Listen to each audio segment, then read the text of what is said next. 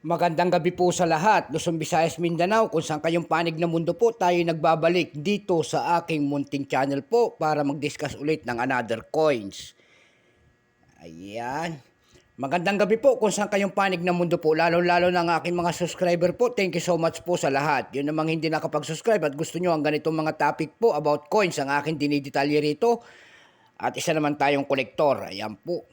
Magandang gabi po sa lahat kung saan kayong panig ng mundo po. Pwede naman makipindot at makisuyo naman doon sa ating mga hindi pa nakapag-subscribe at malaking tulong yan dito sa aking YouTube channel ang inyong mga presensya po tulad ng pagpindot ng ating notification bell, like and share para ma-update po kayo sa mga latest ko pang gagawin mga video po. Ayan.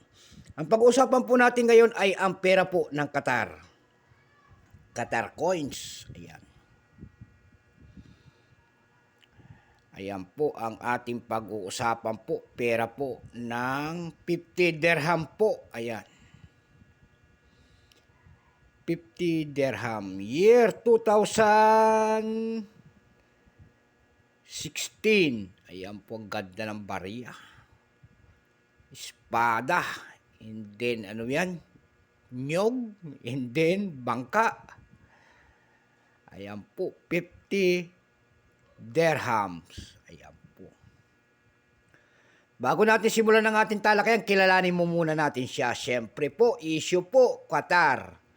Period, Tamim Ben Hamad Al Thani 2013 hanggang up to date po. Type, standard circulation coins, years 1437-1441 Islamic calendar. Dito naman sa atin ay year 2016 hanggang 2020. Value, 50 dirhams. Currency, Riyadh, 1973 up to date po. Composition po nito ay nickel clad steel. Naibigat po itong 5.8 grams. May haba po naman itong 25 mm. May kapal po naman itong 1.9 mm. Ayan. Ang kanyang hugis po, syempre po, bilog. Orientation, middle alignment number N-86313. Ayan, reference number KM-84. Ang kanilang salita po ay Arabic. Ayan, Arabic. Mapipulos sadik. Ayan. Ito pong 2016 sa kanila, ito po ay 97%.